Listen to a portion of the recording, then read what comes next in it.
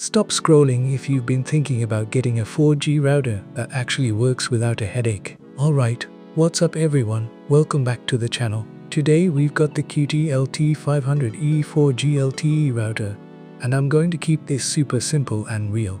We'll unbox it, set it up with a Nano SIM, and then run a proper speed test on both Wi-Fi bands. Let's get into the box. First impression, it's a pretty compact little unit. Inside, you get the router itself, the power adapter, an Ethernet cable, and the setup guide. Nice and straightforward, nothing extra confusing. This thing has a clean design, and the antennas are already built in, so it does not look bulky on the desk. On the back, you've got your ports and the SIM slot, which is exactly what we need for today. Now let's get the Nano SIM in. Make sure the router is powered off first. Here's the Nano SIM, and I'm just lining it up and sliding it into place. That's it, no drama, no weird adapter mess, just a simple Nano SIM setup.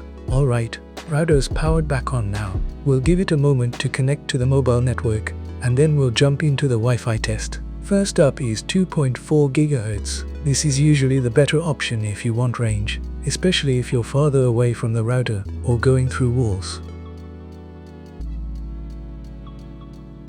Not bad at all.